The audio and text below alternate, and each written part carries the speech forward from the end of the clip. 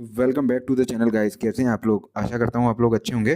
तो आज एक और नया आईपीओ ओपन होने जा रहा है मार्केट में, तो उसी का बारे में डिस्कस करेंगे, उसी का डिटेल जानेंगे, कब ओपन होगा, कब क्लोज होगा, क्या जीएमपी चल रहा है, कंपनी क्या करती है। सो सारी चीज़ों का डिस्कशन करेंगे। तो ज़्यादा टाइम ना लेते हुए वीडियो को स्टार्ट करता हूँ। चलते हैं आईपीओ वाली स्क्रीन पे। तो ये हम आ गए आईपीओ वाली स्क्रीन पे। तो बेसिकली आईपीओ का जो नाम है वो है सेंटन टेक्सटाइल आईपीओ। तो आईपीओ ओपन होगा 19 दिसंबर को, क्लोज होगा 23 दिसंबर के दिन। फेस वैल्यू जो है वो है 10 रुपये पर शेयर्स का। प्राइस बैंड रखा गया है 305 से 321 रुपये का। लॉट साइज है 46 ईयर्स का, यानी कि एक लॉट में मिलेंगे आपको 46 ईयर्स। टोटल इशू साइज जो है वो है 550 करोड़ का। फ्रेश इशू रखा गया है 400 करोड़ का। ऑफर फॉर सेल जो है वो है 150 करोड़ का। और लिस्टिंग होगी दोनों एनएससी बीएससी पे। अब जान लेते हैं अदर इंपॉर्टेंट डेट्स के बारे में। तो जो बेसिक ऑफ अलॉटमेंट है, मतलब कि आपने अगर आईपीओ में अप्लाई किया है तो आपको अलॉटमेंट मिला या नहीं मिला, ये पता चलेगा आपको 24 दिसंबर को। अगर आपको अप्लाई करने के बाद आईपीओ नहीं अलॉट हुआ है तो आपको पैसा जो है वो रिफंड होगा 26 दिसंबर को। और अगर अलॉट हो गया है तो आपके शेयर्स डीमेट अकाउंट में क्रेडिट होंगे 26 दिसंबर को, और लिस्टिंग होगी नेक्स्ट डे यानी कि 27 दिसंबर के दिन। अब जान लेते हैं किस कैटेगरी में कितना परसेंट रिजर्वेशन रखा गया है। तो एज यूजुअल क्यूआईबी कैटेगरी में रखा गया है 50% का, रिटेल कैटेगरी में रखा गया है 35% का, एचएनआई कैटेगरी में रखा है 15% का। अगर आपको रिटेल कैटेगरी में अप्लाई करना है तो आपको मिनिमम एक लॉट के लिए अप्लाई करना पड़ेगा, जिसमें आएंगे 46 शेयर्स। और अगर आपको स्मॉल एचएनआई कैटेगरी में अप्लाई करना है तो आपको अप्लाई करना पड़ेगा 14 लॉट्स के लिए, जिसकी वैल्यू होती है 2 लाख से ऊपर वाली। और अगर आपको बिग एचएनआई कैटेगरी में एप्लीकेशन लगानी है, जो कि होती है 10 लाख से ऊपर वाली कैटेगरी, तो आपको 68 लॉट्स के लिए एप्लीकेशन लगानी पड़ेगी। अभी जो शेयर होल्डिंग है प्रमोटर की, वो 100% शेयर होल्डिंग जो है वो कि प्रमोटर्स के पास ही है। अब जान लेते हैं कंपनी क्या करती है, क्या बिजनेस करती है कंपनी।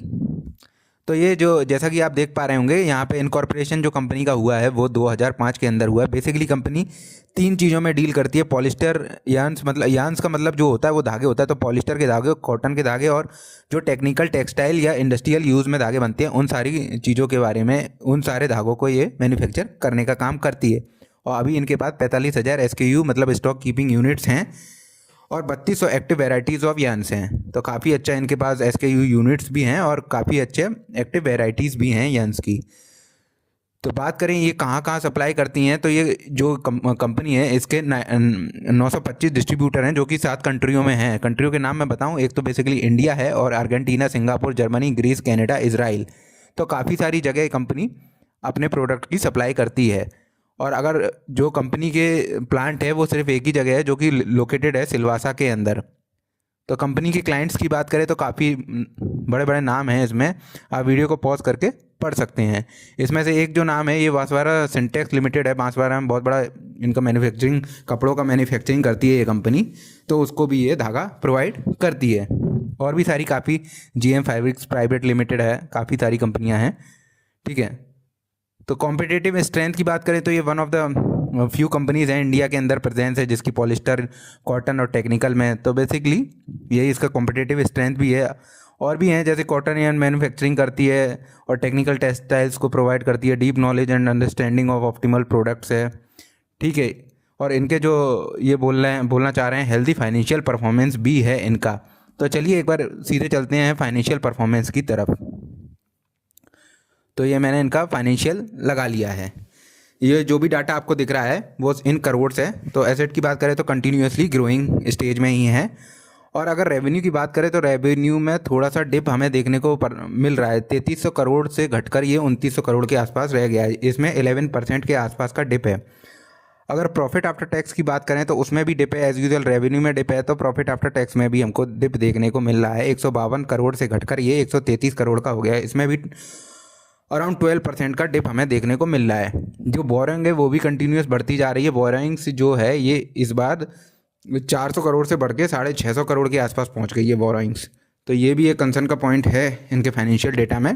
पर हो सकता है कि ये या तो कुछ नया मैन्युफैक्चरिंग प्लांट डाल रहे हो या किसी पे इनका वर्क चल रहा हो, R&D चल रहा हो, तो उसमें यूज़ हो रहा हो। पर ये अभी तो देख के तो यही लग रहा है कि इनका बोरिंग्स बढ़ता हुआ नज़र आ रहा है। पी की बात करें तो अभी इन कंपनी का पी चल रहा है 17 का, लिस्टिंग होने के बाद हो जाएगा वो 13.5 का। तो पी तो ठीक ठाक ही है। अब इसका जीएमपी में भी एक बार नज़र डाल लेते हैं। तो ये मैंने जीएमपी लगा लिया। अभी जीएमपी में ट्रेड होना चालू ही नहीं हुआ है, क्योंकि अभी रिसेंटली इसका नोटिफिकेशन आया है 15 तारीख को। तो अभी जीएमपी में ट्रेड होना चालू नहीं हुआ है। हो सकता है आने वाले टाइम में हमें ट्रेड होना चालू होता हुआ दिख जाए। तो अभी तो इसका जीएमपी 0 ही चल रहा है।